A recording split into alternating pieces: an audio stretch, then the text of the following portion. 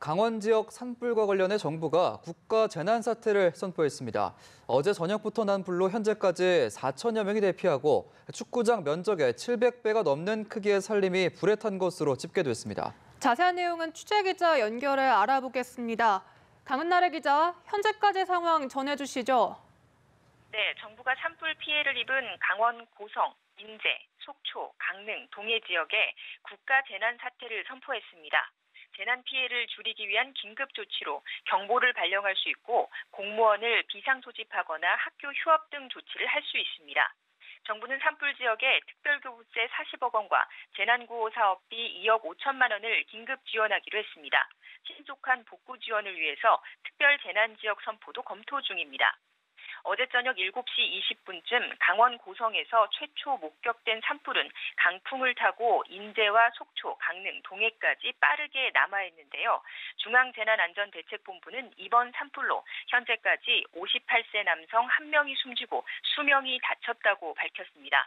어젯밤 고성군에서 숨진 다른 70대 여성은 산불이 아닌 강풍으로 인해 사고를 당한 것으로 확인됐습니다. 지금도 일부 불이 계속 번지고 있어서 피해 면적은 늘고 있는데요. 강원 지역 임야 525헥타르 이상이 잿더미로 변했습니다. 축구장 면적의 735배에 달하는 면적입니다. 고성과 속초 지역에서 250헥타르, 인제 지역에서 25헥타르, 강릉과 동해에서 250헥타르 등입니다. 주택 피해는 신고가 접수된 것만 고성과 속초에서 125채에 이릅니다. 지역 특성상 농가 창고와 비닐하우스가 불에 탔다는 신고도 다수 접수됐습니다. 현재까지 대피 인원은 4천여 명입니다. 고성 2,200여 명, 속초 1,500여 명, 강릉 65명, 동해 170여 명 등입니다. 주민은 밤사이 정전과 추위, 통신 두절 등 큰 불편을 겪었는데요. 배선 전로가 손실되면서 건물 166곳에서 전기가 끊겼고 통신사 기지국들과 인터넷 회선도 불에 타서 통신장애가 발생하기도 했습니다. 고성과 속초, 강릉 지역의 학교 52곳은 오늘 휴업했습니다. 이번 산불의 원인이 변압기 폭발로 추정이 됐었는데 한전 측이 다른 설명을 내놨죠. 네, 그렇습니다. 중앙재난안전대책본부는 이번 산불의 원인을 고성 지역 한 주유소 맞은편에 변압기 폭발로 추정 발표했었는데요. 하지만 자체 조사를 벌인 한전 측이 발화 원인이 변압기 폭발이 아닌 주유소 개폐기의 스파크라고 밝혔습니다. 불꽃이 인 전신주에는 변압기가 없고 전력 차단 장치인 개폐기만 달려 있었으며 이 개폐기에 이물질이 날아와서 스파크가 일었다는 겁니다.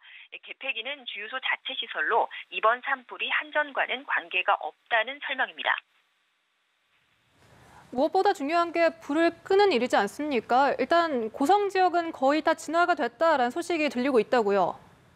네, 그렇습니다. 날이 밝고 헬기가 투입되면서부터 진화의 속도가 붙었습니다. 강원도 동해 산불센터는 오전 11시 기준으로 고성 산불 진화율이 100%라고 밝혔는데요. 하지만 이 진화율은 큰 불을 기준으로 한 것이기 때문에 잔불까지 완전히 정리하려면 시간이 좀 더 걸릴 전망입니다. 인제 산불은 60%, 강릉은 40% 정도 진화율을 보이고 있습니다. 한때 도로와 기찻길이 통제되기도 했는데 다행히 현재는 통제가 풀렸고 도시가스도 공급이 제한됐었는데 현재 재개된 상태입니다. 현재까지 헬기 총 51대, 소방차 870여 대가 투입됐고 15,000명이 진화 작업을 벌이고 있다고 소방청은 밝혔습니다. 정부는 새벽 0시부터 세종청사에서 중앙재난안전대책본부를 가동 중인데요. 문재인 대통령은 오늘 2차례 국가위기관리센터를 직접 찾아서 긴급회의를 주재하며 산불 진화에 총력을 기울이라고 당부했습니다. 이낙연 국무총리는 현장에 급파된 행안부 장관과 소방청장, 산림청장 등과 함께 관계장관 회의를 하고 직접 현장 상황을 점검했습니다. 지금까지 사회부에서 연합뉴스TV 강은나래입니다.